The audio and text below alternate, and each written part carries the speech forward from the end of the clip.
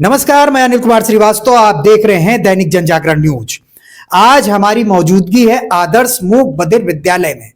जैसा कि आपको पता है, इसके 50 वर्ष पूरे हो चुके हैं। अभी हाल ही में पीछे हमने वीडियो इसका पूरा दिखाया था, किस तरीके से स्वर्ण जयंती मनाई गई थी। डीएम साहिबा ने यहाँ पे सामग्री प्रदत्त की थी बच्चों के समुचित विकास के लिए, और किस तरीके से पूरा तत्पर है यहाँ के अध्यक्ष सुरेंद्र तोलानी सपत्नीक, किस तरीके से यहाँ पे तत्परता के साथ जुटे हुए हैं इसके विकास के लिए। हम आज बात करेंगे इसके संस्थापक प्रधानाचार्य राम दुलारे वर्मा जी से बातचीत करके। हम आपको दिखाएंगे किस तरीके से उनकी ये 50 वर्षों की यात्रा में क्या उतार और क्या चढ़ाव आए हैं। हम सीधे सीधे बात करेंगे राम दुलारे वर्मा जी से। आइए देखिए, ये लखीमपुर के आदर्श मूक बधिर विद्यालय 50 साल पूर्ण हो चुके हैं, और आप देख सकते हैं किस तरीके से मूक बधिर बच्चे यहाँ पर मौजूद हैं। और इसकी स्वर्ण जयंती के उपलक्ष्य पे डीएम साहिबा द्वारा प्रदत्त सीटें किस तरीके से बच्चों के चेहरे को खिला रही हैं। हमारे साथ मौजूद है संस्थापक प्रधानाचार्य राम दुलारे वर्मा जी। ये विद्यालय 1976 से चल रहा है और इसमें जन सहयोग का काफी योगदान है, जनप्रतिनिधियों बहुत योगदान है। इसमें हमारे बच्चे काफी हो गए हैं। इस समय बच्चों में आवासीय बच्चे, आवासीय व्यवस्था हमको बढ़ाना है। अच्छा, तो 3 कमरे की इसमें नितांत आवश्यकता है यहाँ इस विद्यालय में, जिससे हम बाहर के बच्चे जो आते हैं उनको रोकने की क्षमता बढ़ाते हैं। अभी हमारे 2 हाल हैं, एक में लड़कियां रहती है, एक में लड़के रहते हैं। ये हाल बच्चों पढ़ाई होती है यहाँ पे। अच्छा। तो इस तरीके से हमने इस साल डीएम साहब को भी बुलाया था, उनसे भी रिक्वेस्ट की थी हमने, तो आश्वासन दिया उन्होंने भी है। और बाकी सौरुजा का भी डीएम साहब ने आश्वासन दिया बनवाने के लिए।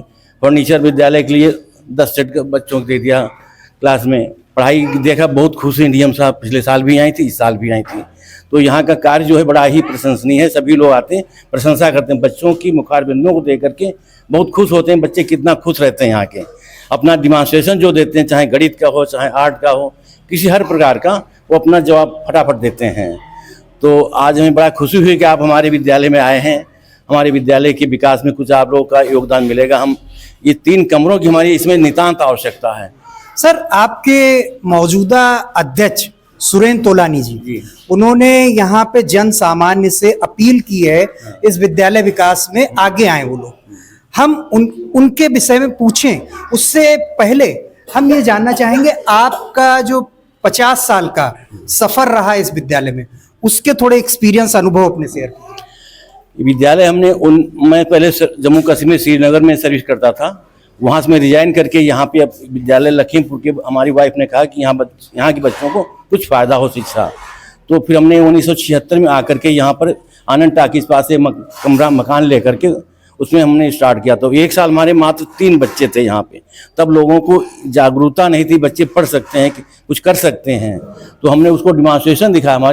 ये मैंने बाल वर्ष हमने मनाया, अर्जुनपुरा बाग में था, वहाँ स्कूल चलता था। नेदरलैंड की सुशीला देवी जौहर जी की लड़की नेदरलैंड में थी, वो भी यहाँ पे थी। उनको हमने स्पेशली इनवाइट किया। वो यहाँ पर आई, बच्चों की डिमॉन्स्ट्रेशन दे करके, तो फॉरेन से उन्होंने 3 बार डोनेशन वहाँ से दिलवाया। NCB के नाम की संस्था, उससे उन्होंने 1981 विकलांग वर्ष में 85,000 रुपये की मदद की। उस टाइम हमारे पास जगह नहीं थी। जगह जो स्वामी एडवोकेट ने 50x50 प्लाट एक दिया था, वो सुटेबल नहीं थी। वो जगह 3 साइड से नाला निकला हुआ था। तो वहाँ पर मैनेजमेंट ने कहा कि वहाँ नहीं बन पाएगा, पहले हमको रास्ता बनानी पड़ेगी। फिर बाद में हमने, उस समय डीएम साहब इंदु कुमार पांडे जी थे यहाँ लखीमपुर में, तो उनसे हमने रिक्वेस्ट किया। आगा साहब से विलोवी ट्रस्ट के सेक्रेटरी थे, उनसे रिक्वेस्ट किया। तब उन्होंने जगह विद्यालय के 1981 में डोनेट किया। 82 में हमको ये जगह मिल पाई यहाँ पे। तब हमने नक्शा पास करवा के तब यहाँ पर बिल्डिंग, ये 3 मंजिल तक बिल्डिंग बनने का प्रोग्राम है। तो अभी धनाभाव के कारण हम वो नहीं व्यवस्था कर पा रहे हैं। ये इस समय हमारे 3 कमरे जो बड़े बड़े हाल बने हैं, ये जन सहयोग से रवि वर्मा पूर्व सांसद जी ने बनवाया था, जिसे हम इसमें खड़े हुए हैं। एक बगला 2003 में पूर्व MLC रामगोपाल वर्मा जी ने 50,000 रुपये सहयोग देकर के एक कमरा हाल 500 स्क्वायर फीट का वो बनवाया।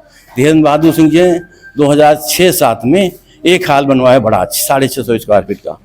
बच्चे यहाँ पर हमारे बाहर के सीतापुर के बच्चे हैं, बहराइच के बच्चे हैं, श्रावस्ती के बच्चे हैं, शाहजहाँपुर के बच्चे हैं, यहाँ तक कि बिहार तक के बच्चे, यहाँ लखनऊ तक के बच्चे यहाँ आकर पढ़ चुके हैं। सर, लगभग कितने बच्चे होंगे इस समय? हमारे पास करीब 50 बच्चे डेली आते जाते हैं, डेली आते बाकी ऑन रोल हैं करीब 65 बच्चे। 65। अब सबसे ज्यादा प्रॉब्लम है बच्चों को एडमिशन नहीं दे पा रहे हैं, विकलांग प्रमाण पत्र उनके नहीं बन पाते हैं। इस साल हमारे कम से कम 25 बच्चे वापस आए हैं, उनको अपने एडमिशन नहीं दे पाए। सबसे बड़ी प्रॉब्लम है विकलांग प्रमाण पत्र, उन मूक बधिर बच्चों के विकलांग प्रमाण पत्र न बनने की वजह से बच्चों की संख्या हम और ज्यादा नहीं बढ़ा पा रहे हैं। मेन प्रॉब्लम हमारी विकलांग प्रमाण पत्र न बनने की वजह से। तो मेन समस्या आपकी विकलांग प्रमाण पत्र ना बनने की है। सर, अभी हमने देखा इस सत्र में जैसा कि आपके अध्यक्ष सपत्नीक काफी प्रयासरत नजर आ रहे हैं लखीमपुर। काफी आप उनके विषय में क्या कहें? उनका स्वभाव बहुत ही अच्छा। हमने प्रवीण प्रसाद जी बरनवाल हमारे पूर्व अध्यक्ष थे, उनसे हम कह रहे थे कोई अच्छा व्यक्ति हमको दीजिए जो आगे उसको आगे बढ़ा सकेगी। तो सुरेंद्र कुमार तोलानी जी का उन्होंने नाम प्रपोज किया, फिर उनसे बात हुई तो बेचारे वो बहुत योगदान कर रहे हैं, काफी बहुत योगदान। अभी सर सारे बच्चों को ड्रेस उन्होंने बनवा के दिया, अच्छा। जूते सबके लेके दिया, और आगे कमरे बनवाने के लिए भी वो प्रयासरत हैं। उम्मीद है कि हमको अगले साल तक ये कमरे 3 मिल जाएं विद्यालय के लिए। तो सर, चलते चलते लखीमपुर वासियों के नाम कोई संदेश? लखीमपुर वासियों से मेरा यही अनुरोध है कि अगर आपको नॉलेज कहीं कोई ऐसा बच्चा मिले उसको ला करके यहाँ एडमिशन जरूर कराइए, उसको हम एडमिशन दें, पढ़ाई अपनी शिक्षा उसकी प्रभावित न हो बच्चों की। तो ऐसे बच्चों हम ज़्यादा प्रयास करते हैं। जनपद वासियों का बहुत ही योगदान विद्यालय के साथ में, और जनपद के जो सक्षम लोग हैं उनके नाम कोई संदेश? उनसे तो विशेष रूप से रिक्वेस्ट है ऐसे बच्चों के लिए विद्यालय में कुछ योगदान कम ज़्यादा से ज़्यादा करें, जिससे बच्चों को ये भविष्य, विद्यालय का जो भविष्य है, इन बच्चों का भविष्य विद्यालय पे निर्भर करता है। पेरेंट्स को हम चाहते हैं पेरेंट्स जागरूक हों, ऐसे बच्चों को छिपाएं नहीं, उनको सामने लाएं, बच्चों को उनको प्रोत्साहित करें, तो बच्चे आत्मनिर्भर हो जाएंगे, अपने पैरों पर खड़े हो जाएंगे। तो आप सुन रहे, हाँ, तो आप सुन रहे थे प्रिंसिपल साहब को, और किस तरीके से ABCD सुना रहे हैं। बोल तो नहीं सकते, आप इनके सांकेतिक भाषा को समझिए।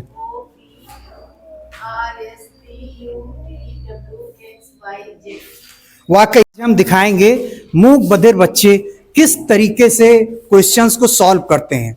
ये देखिए, हमारे प्रिंसिपल साहब क्वेश्चन दे रहे हैं, भाग के सवाल, और मूक बधिर बच्चे किस तरीके से इसे सॉल्व करते हैं। देखिए,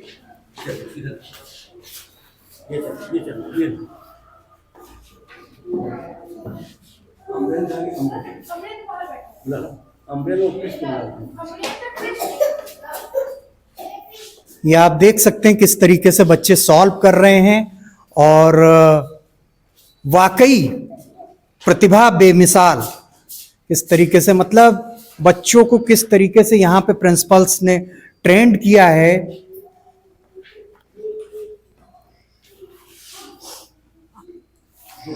ये प्रिंसिपल सहयोग करते हुए, ये देखिए, वाकई अद्भुत। उधर वो बिटिया देखो किस तरीके से एक गणित का सवाल हल कर रही है।